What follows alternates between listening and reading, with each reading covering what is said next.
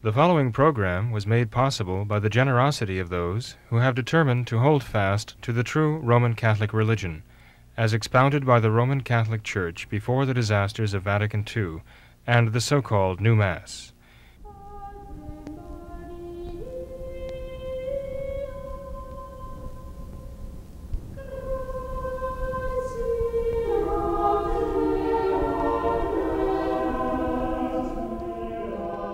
Hello and welcome to What Catholics Believe. I'm your host, Thomas Nagley, and with me tonight is Father William Jenkins. He's from the Society of St. Pius V, and he's also the pastor of Immaculate Conception Church right here in Norwood, Ohio. Hello, Father. How are you?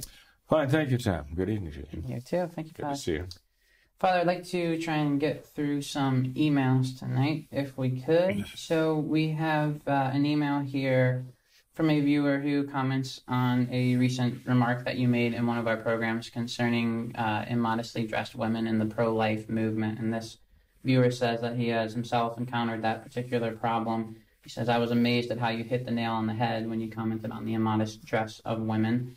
He says your comment was particular to the women at pro-life rallies, but really it's fitting in all walks of life. So he says there's so many women who say that they profess the Catholic faith, and yet they will dress immodestly.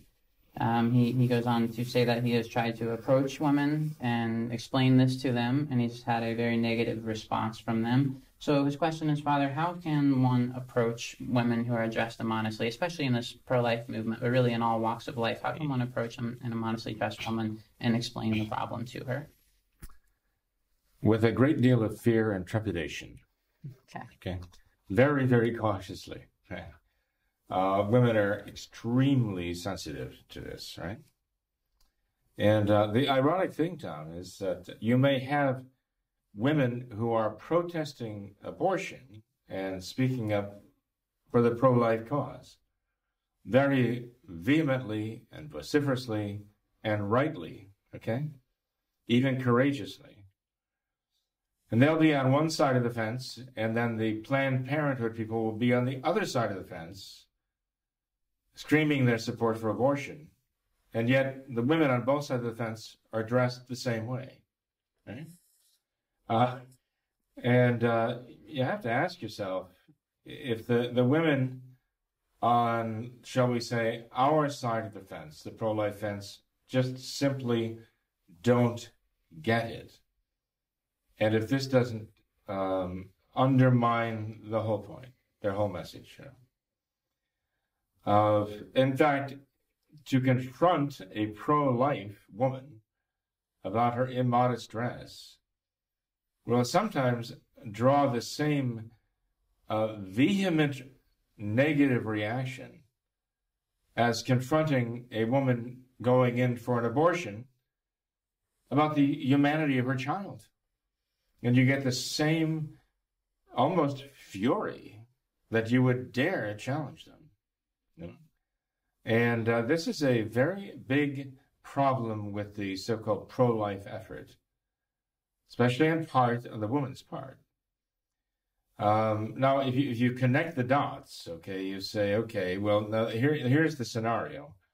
You have a woman who's conceived a child, and she wants to go in and have the child put to death. She wants to destroy the child, right? End the child's life, and thus save herself whatever trouble the child would be to her, right? And you ask the question, well, where does the child come from? Well, the child is the result of human conception, right? And human conception is the result of human interaction, right? Which involves the attraction between the man and the woman, right? The physical attraction.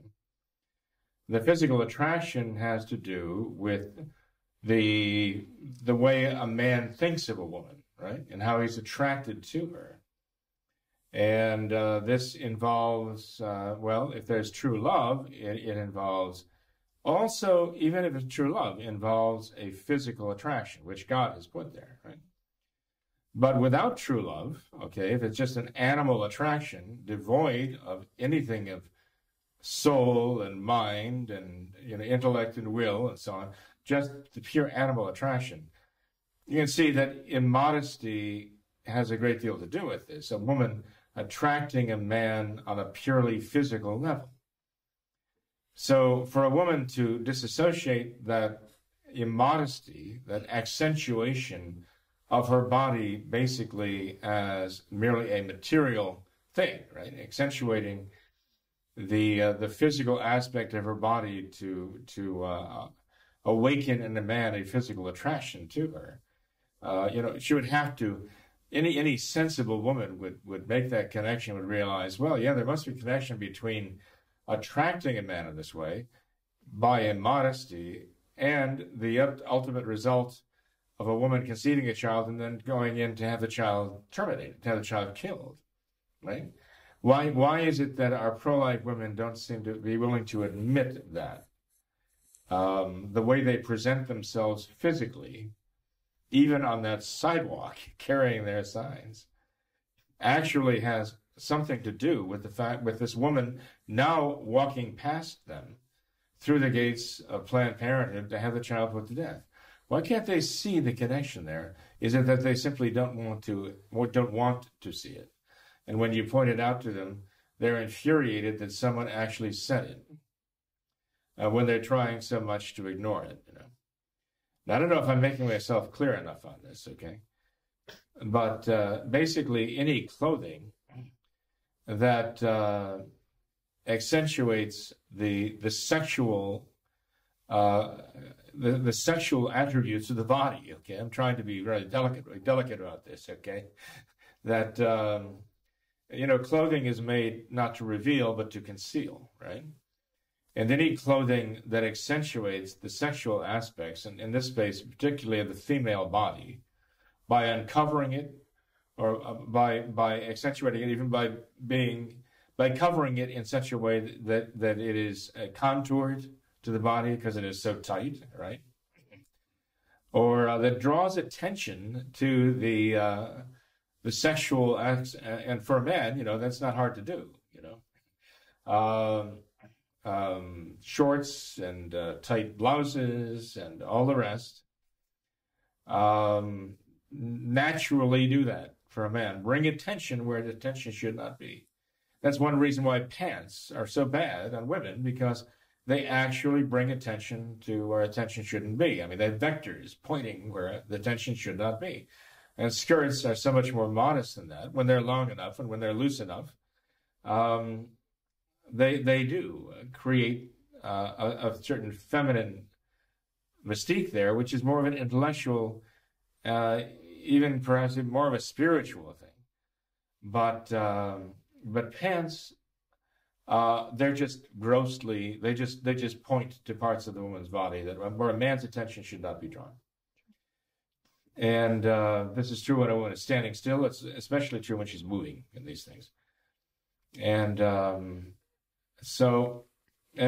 our women, I'm not just talking about young women, I'm talking about middle-aged women, even older women, okay, above middle age, until they are willing to admit the fact that their dress is part of the problem, that their fashions are part of the problem, they are really not going to be effective pro-life voices. Sure. No matter how loudly they proclaim the pro-life message. They're actually wearing the uniform of the enemy, of the pro-death abortionists, by dressing immodestly. Sure. I don't want to get too far afield here. What is the first thing that happens in socialist and communist countries? When socialism takes over, when communism takes over, the first thing they do is they go for the unisex look. Why did they put the women in pants? Why in the Soviet Union? And in communist China? Why early on in Mao's control, right? Or in Lenin's control? Why did they have the women dressed just like the men? Almost indistinguishably, the men and the women. They wanted to break down the male, not only the male and the female, they wanted to break down the masculine and the feminine. That's on a spiritual, intellectual level. And the reason why they wanted to do this is because they wanted to break down the idea of the family. Okay, they wanted to break down something essential in the component of the affection between the husband and the wife, their roles, their care for each other. And you find this in all totalitarian societies, because the only loyalty in a totalitarian society must be to the party. That must come first, right? Everything else must be sacrificed. You find this in the Soviet Union from its very inception. You find this in communist China from the takeover of Mao and his communist cohorts.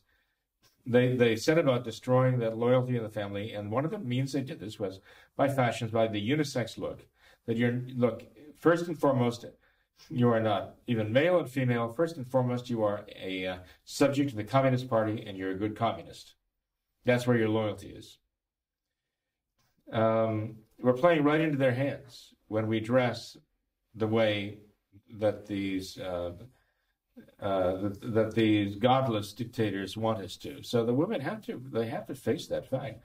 Why do they do it? Well, convenience. That's what they say. They always come back to that. Convenience. It's just and comfort, right? This is more important to them than anything else. Well, it's the same idea that it's basically been the acid that has broken down any obligations in our society. And also they look upon it as an attack on them, as though you are sort of breaking down that equality, equality between men and women. Women want equal rights now. And when you ask why, well, then the women argue that the men themselves are often so irresponsible, and women are left holding the bag and holding the responsibility. That women want equal rights with men, which for them means that they want to be able to be equally irresponsible. So, I mean, going from that argument that men often are irresponsible and they do not take care of their families, which unfortunately is very true. Right. But at least the children in the family had their mother. Now they want to take that away too, because they want the mother to be able to be equally irresponsible. Obviously, the solution to the irresponsibility of men for their families is not to make women equally irresponsible, but to make men responsible. This is the only real solution, to demand that men be responsible, to live up to their responsibilities. If your answer is equality, then allow women to be equally irresponsible with men, then you've just destroyed the whole society. And the children become wards of the state, or not even that. They just become feral children trying to raise themselves in gangs. All too often that's the case here in our own country right now. Modesty, the question of how women and men dress in society is a big part of this. And it is difficult to get this across to women because they've been raised with this from the tenderest years. Earliest years, they just accept it as a given. And if you dare challenge it, they become ferocious with you. How do you therefore approach it? Well, you have to kind of approach it indirectly. To go up to a woman and say, you're immodestly dressed, you're a scandal. You do not represent the pro-life cause well. In fact, you better represent the pro-abortion side by the way you're dressed. Well, that's really not going to help matters right off the bat. But generally speaking, if a woman is there because she really is pro-life, you need to kind of approach it from that angle about pro-life, what it means to be pro-life, and try to work the thinking there to enable her to draw the conclusions. If you start, and I realize it isn't always going to work because there are women who are not always going to cooperate with this, but it seems to me that the best hope of success is appealing to their right thinking and working your way to the right conclusions.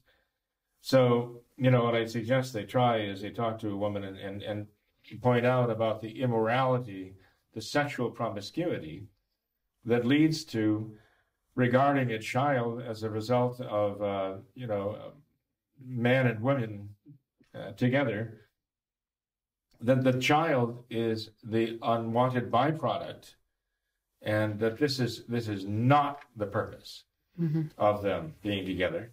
So to the point where that the child is the intruder and needs to be killed. You know, if you talk to most pro-life women, I think they would agree that this is the tragedy, that people do not see the bringing of human life into the world as their primary purpose. They say this they see the conception of a child's life as the enemy and as the actual obstacle to their real purpose, which is their own personal selfish pleasure.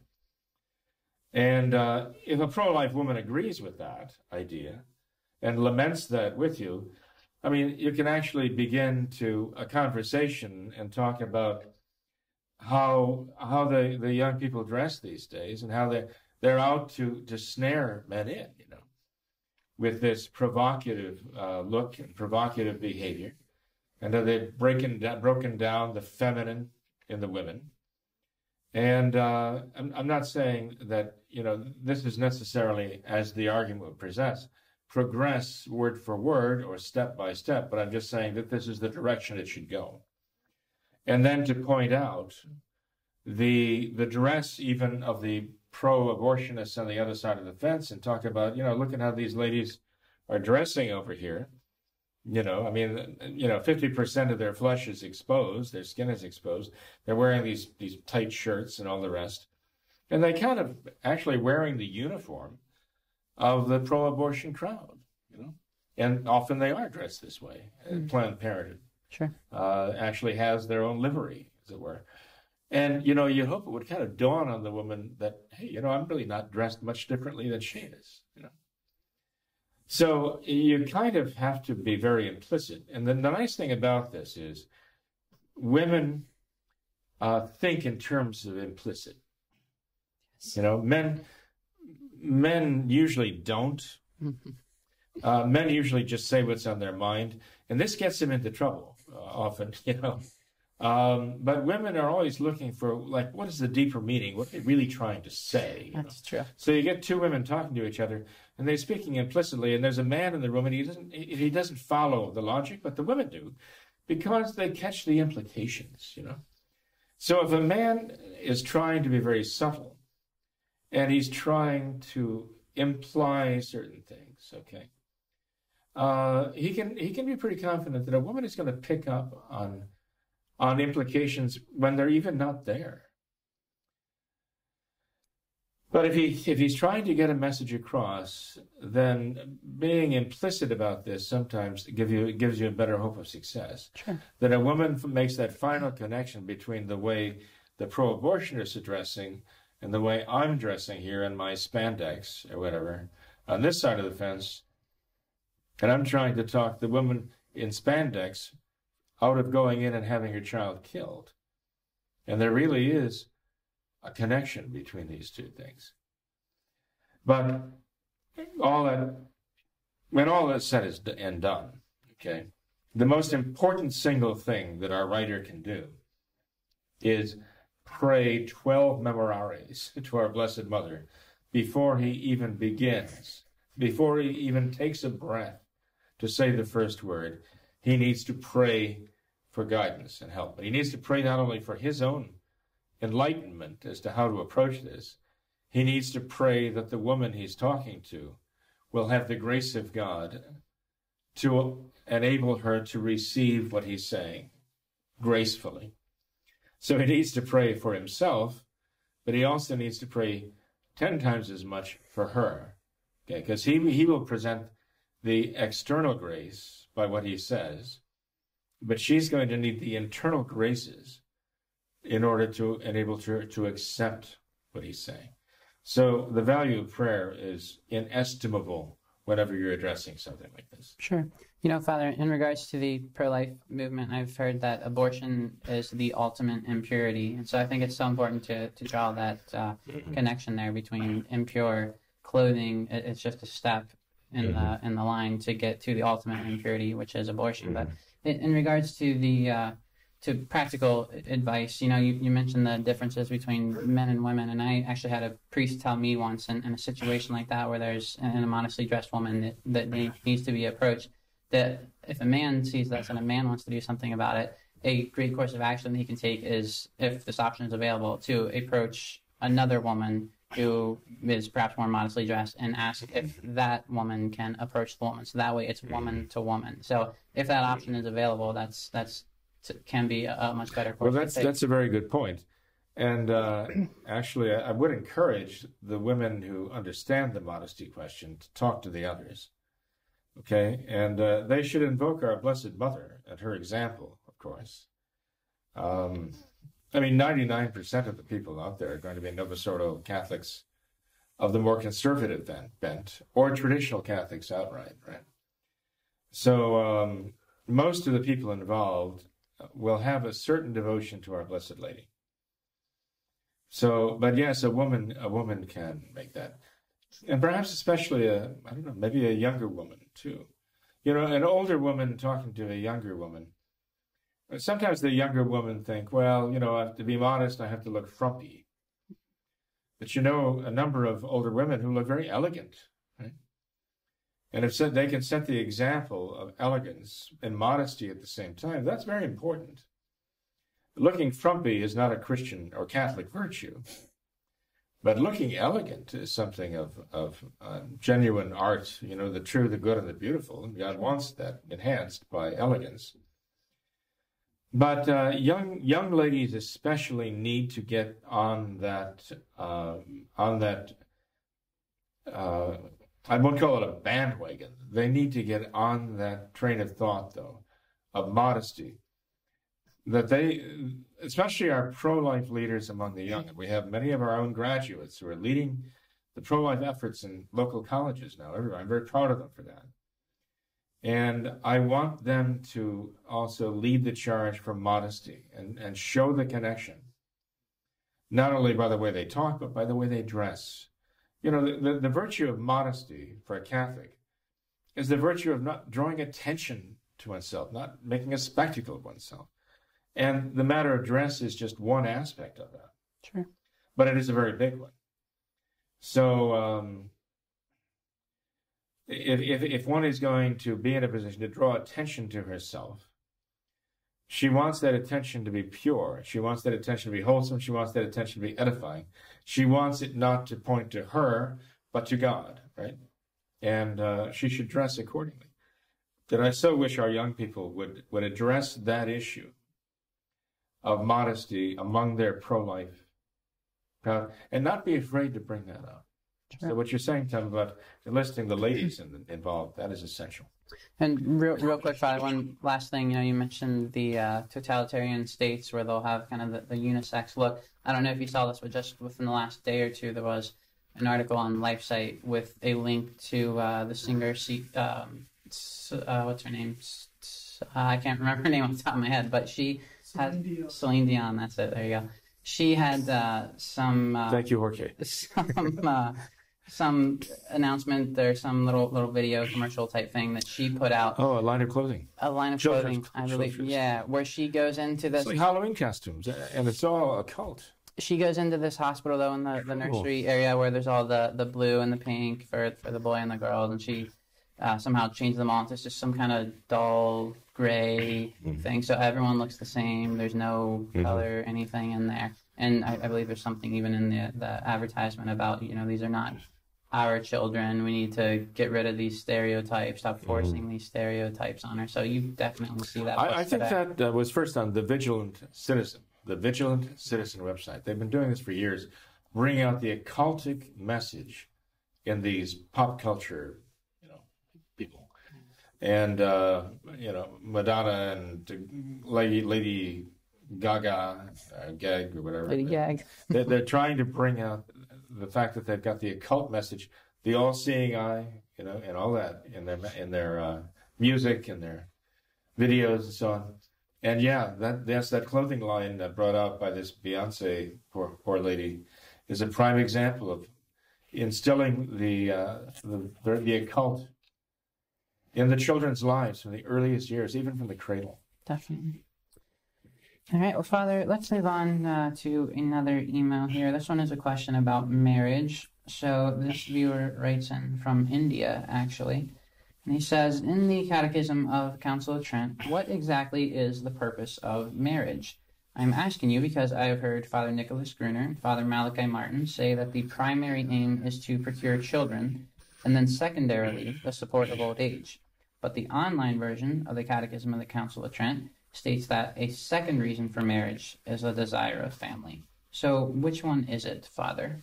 The principal aim of marriage and the secondary aim. What is the difference there? Well, the very first command that God gave to any human being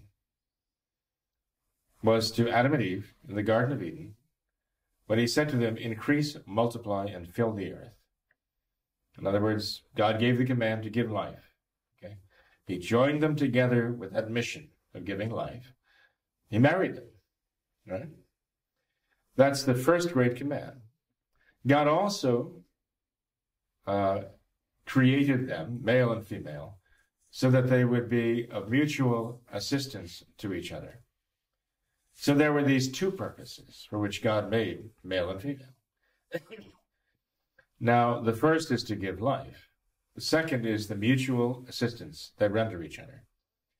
Now, our writer of this question, he says from India. Yes, ma'am. Oh, interesting. Okay.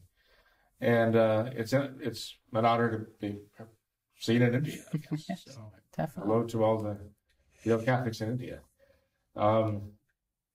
This gentleman, I believe a gentleman, is referring to the Catechism of the Council of Trent, which talks about the sacrament of matrimony. And it starts talking about what we might call the incentives or the motives for marriage, the joining of man and woman.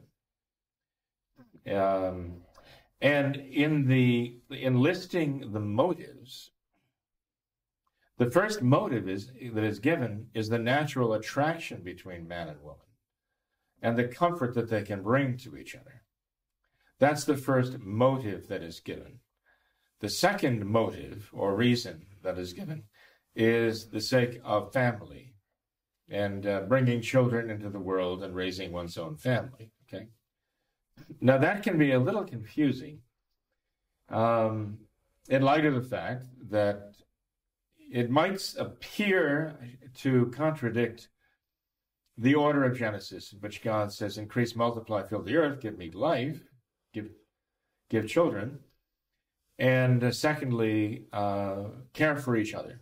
You know, it seems that in giving the motives, the Catechism of the Council of Trent might reverse the order. But that's not so. Because if you keep reading in the Catechism of the Council of Trent, it soon then mentions what are called the bona matrimoni, the goods of marriage, or the goods of matrimony. There you have the statement of God's purposes.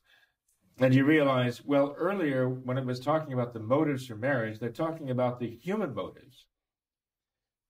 The motives why a man and a woman would unite in matrimony.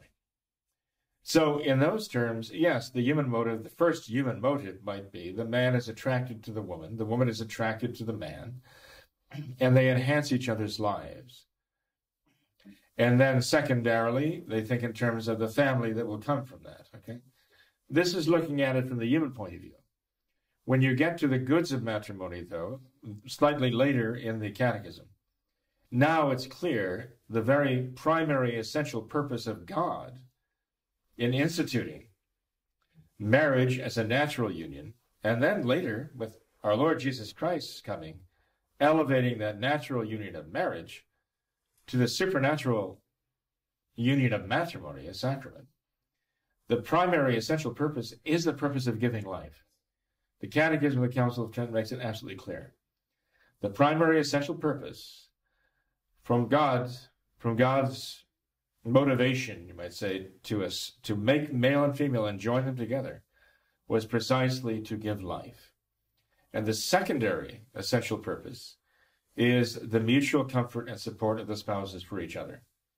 There's a third purpose for the sacrament, and that is the bonum sacramenti, which is the good of the sacrament, the supernatural life of the husband and wife. In other words, now they're not only helping each other to live happily in this world, now they're helping each other save their souls and come to eternal life. So what was actually initially established by God as the means, marriage, of providing life in this world, now our Lord has given the power of a sacrament to also give life in the next by enabling a sacrament of the living to increase the sanctifying grace in the soul for the life of glory and eternity. It's now life-giving on two levels, natural and supernatural.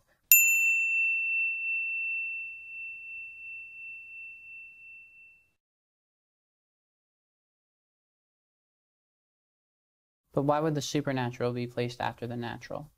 It is not placed after it so much in order of dignity, but you might say in order of development, in order of development, because God actually initially instituted marriage as a natural institution. And only with the coming of our Lord were the sacraments instituted. And one of them was the sacrament of matrimony. So you might say, well, maybe, should we consider that to be an add-on that came along later? Actually, no. The natural institution, the natural bond of a marriage between a man and a woman, was actually placed in another order of existence, you might say, in being raised to the supernatural level. So even though we list them as the first and second and third goods of marriage, the third being the supernatural good of matrimony, which is built upon marriage. That's why we can say every matrimony, every union of man and woman, even in sacramental matrimony, is marriage. We can call it marriage. But we can't say that every marriage is the sacrament of matrimony, right? That is, we have to keep in mind that when we talk about the third good of marriage, matrimony, the sacrament, we're actually talking about something that is of a different order, a supernatural order. And it's not third in order of dignity or importance, quite the contrary. Okay. All right. Well, then, Father, one last email, if we could here. This one is... By the way, Tom, sure. If I may, Okay. Can never, this helps explain why any union of man and woman, man and man, woman and woman, that is a sexual union that is not life-giving, that deliberately defeats the life-giving purpose, is a perversion and is evil. And, we talk about the same gender relationships here, but even within a valid marriage, when a man and a woman are using birth control, and they reduce their activity together to merely the level of each other's comfort and enjoyment, they do that deliberately by a special act to preclude the conception of a child. They are perverting the whole God's primary essential purpose, and it is evil. And it doesn't make any sense. Well, I mean, there's something also perverse, let's say, about even a married couple, a man and a woman, using artificial contraception and then denouncing homosexuality and saying it's wrong. Because what they're doing in their own relationship is something really very much against what is God's intent. It's the same principle at work. The same principle, exactly. Mm-hmm. They're violating. Father, although the others are much more unnatural. They bring in unnatural vice too. Even sins that cry to heaven for vengeance, So anyway, I think it's very important for us to make very clear to people why homosexuality is wrong, why artificial birth control is wrong. Father, what is the difference between a relationship where the couple intentionally restricts the primary purpose by using artificial birth control? What is the difference between that and a union where the primary essential purpose is not possible? Let's say there's perhaps an older couple or someone who is not physically capable of having that primary essential purpose of marriage. Would that still be a valid union, It certainly would, because the begetting of children is the primary essential purpose, but there's another essential purpose. And that is stated by God also in Genesis, the mutual support of the husband and the wife.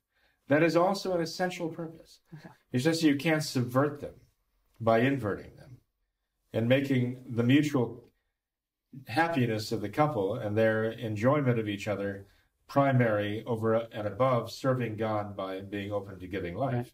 Okay. You know, you have an older couple that cannot physically, naturally conceive a child. You look back in sacred scripture and you see there's some pretty interesting examples of those who were up in years. Abraham and Sarah, right, who conceived their son, Isaac, right? By an act, you know, God worked a miracle for them to conceive. And there are other examples too. For example, Anna, right, conceived Samuel, a son, when she was up in years. And her husband had basically given up on the idea that they were going to have a child together. But God gave them Samuel, the last great judge of Israel, right? So it's not unheard of. There are precedents. They're miraculous precedents. They are. But let's face it, if you have a couple in their 70s, or as we recently did, come down the aisle to get married, and we don't expect there to be a life-giving issue from them. But they're open to that. God will, if God wills it. But they can still fulfill the secondary, essential purpose of being married. Married, taking care of each other, helping each other sanctify their souls in marriage, and actually come to the life of heaven. In that sense, it still has that life-giving power as a sacrament. You know?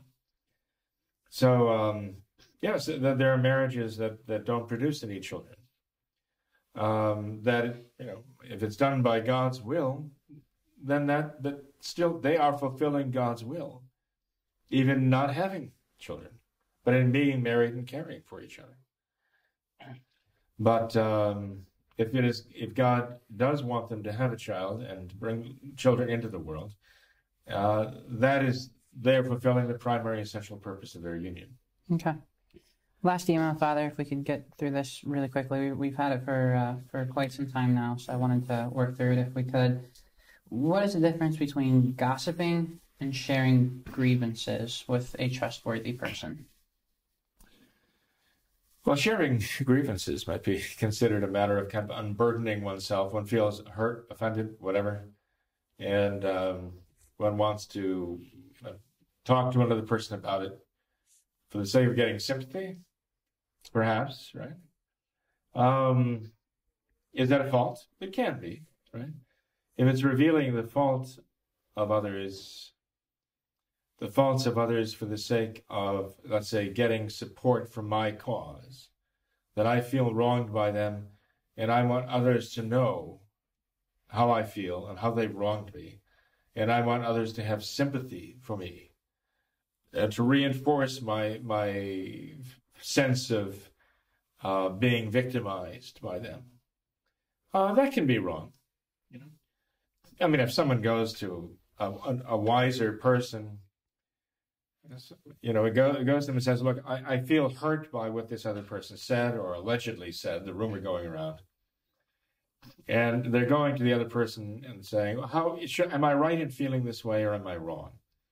You know, tell me and I'll accept what you say and take it seriously. And they're willing to be corrected, say, no, you shouldn't feel that way. Or how do you even know they said that? You know, you're just going on the basis of rumor. They're willing to be corrected. That's not wrong.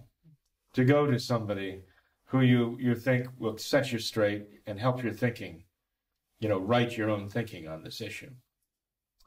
That's different than the case of someone who goes to another person for the sake of griping about how I'm not treated properly, and I'm really upset about this, and I want an ally, right? I want an ally now in this against my adversary here. That's not right. Okay. It's about feeling sorry for oneself and wanting to draw others into that same mentality. I mean, gossiping though is more a matter of not the individual not feeling wrong necessarily, but just having some juicy tidbit on another person and they want to spread some story that they think others will be interested in, which is actually attacking the character of another person. Okay? I mean, sharing grievances is where I'm personally offended by what somebody else said or did, or I think they said or did, but I think they said or what they meant to say. Whatever it is, people get offended. But taking some sense of them being offended to another person and trying to kind of justify it and draw them in, right? And get some encouragement that they're right in feeling this way. But gossip can be about just something totally foreign and unrelated to the person who's carrying the gossip. Their purpose is to entertain other people. Say, look, I'm sharing this with you because I know you'll be really interested in knowing that this is what happened, this is what they've done. I just heard this about so-and-so, some terrible event of the past, some crime that they did or whatever. And it's a very evil thing to do, to spread damaging stories about another person, damaging about their character, stories that will damage their reputation. They're like assassins, okay?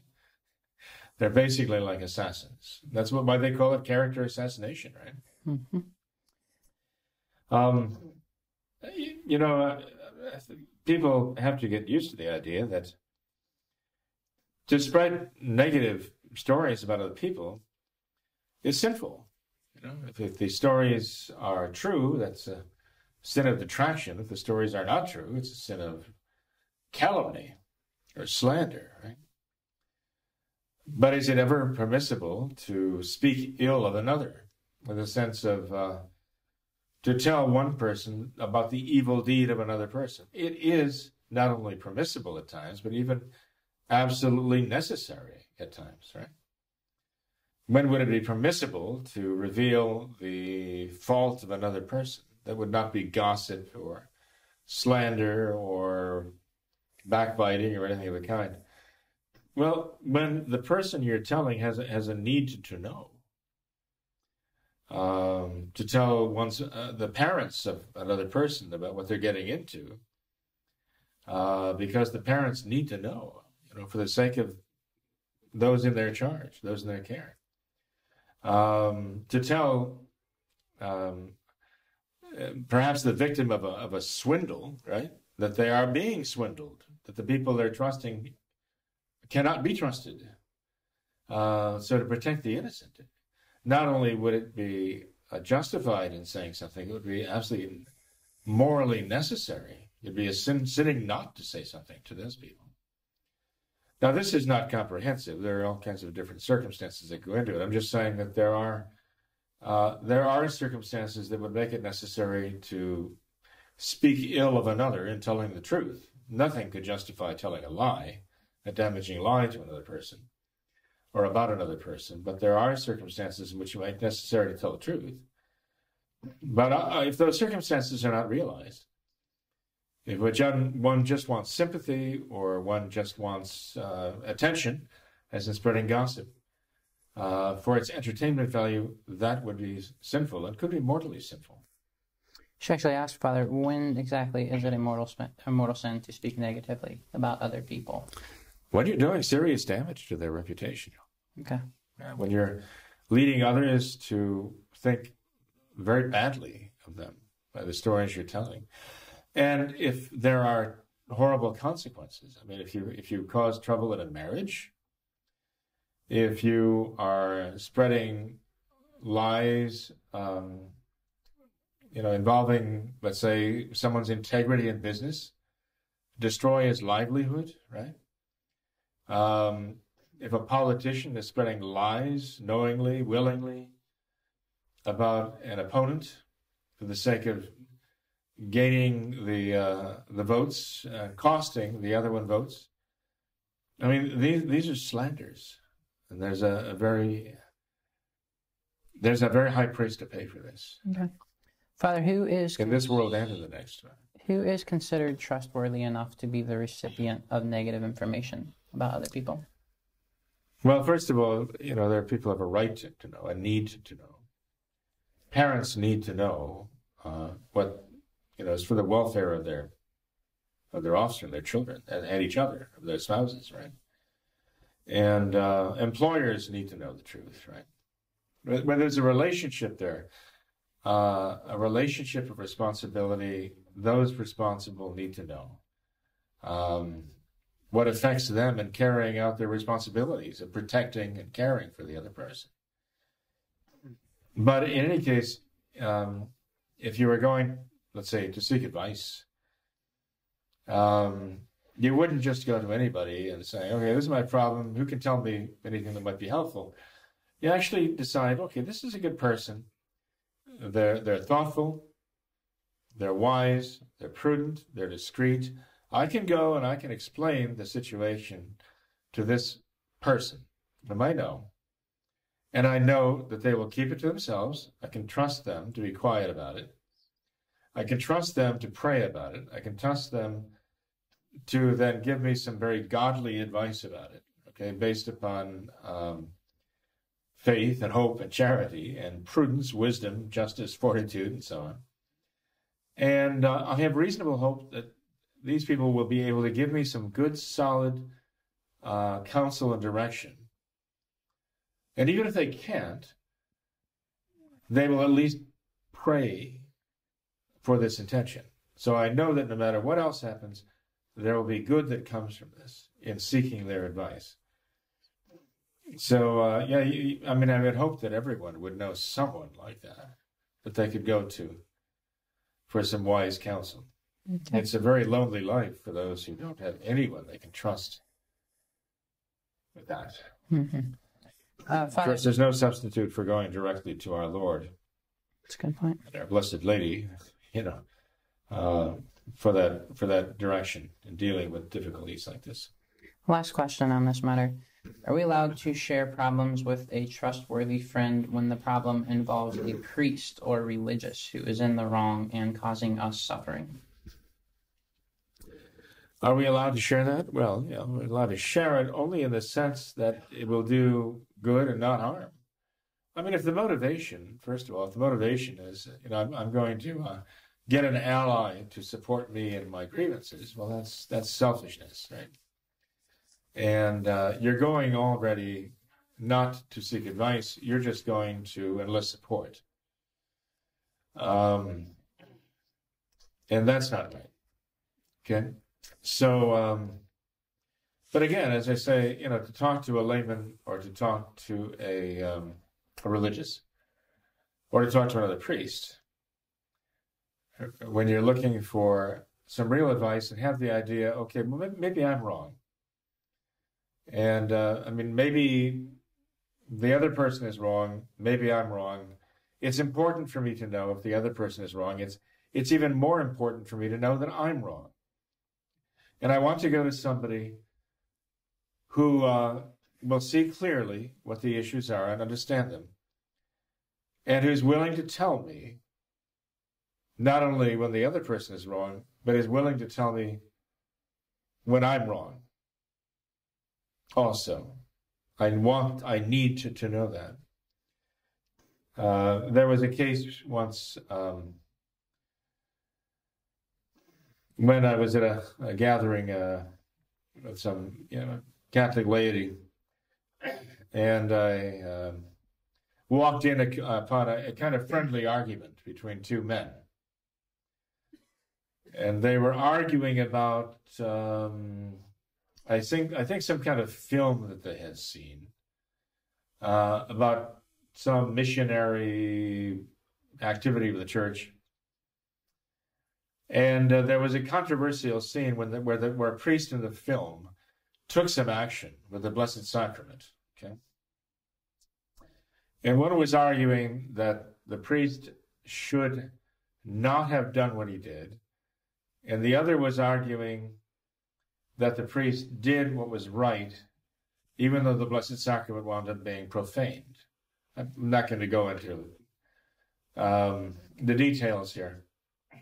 And so I happened to show up just at the wrong moment. Oh boy. So they both turned to me and said, Father, settle an argument with us, okay? And so each presented his side, and I said to them, well, as a matter of fact, you're both wrong. And so they looked at each other and they smiled and said, well, there's diplomacy for you. That's being a real diplomat. And I said, no. If I were a diplomat, I would have told you you're both right. That's what a diplomat would do, right? A diplomat is not somebody who gets you both angry because I'm telling you you're both wrong. That's the opposite of diplomacy, you know. But I just explained to them my point of view that what the priest did was not what he should have done with the Blessed Sacrament. What the other was proposing was not what he should have done either, right? Anyway, so they parted friends, and they probably figured we're never going to ask Father Jenkins anything. But at least when they parted, they knew that I was willing to tell them where I thought they were wrong. That's good. So again, I think we have to, if we're going to go to somebody and ask for advice, okay, and ask for counsel and direction, and if we're going with the attitude, they better not tell me that I'm wrong because I know I'm right, then we have no business going to them in the first place. It's not fair to the person we're going to, and it's not honest either. So choose a good person, especially in marriage. When a husband and wife are going to talk to, let's say, the priest about a situation in the marriage, okay, they want to go and talk to the priest who will not only tell their spouses that they're wrong, but who they have to be willing to hear from the priest where they're wrong too. Well, each one of them has to be willing to hear, well, okay, where am I wrong? Okay. And often the case is that you have both sides wrong to some extent, where you have action and overreaction to the overreaction, and it escalates, right? So often the priest finds it necessary to tell the husband and the wife, sometimes individually, I think you are in the wrong in this, you're in the wrong in that.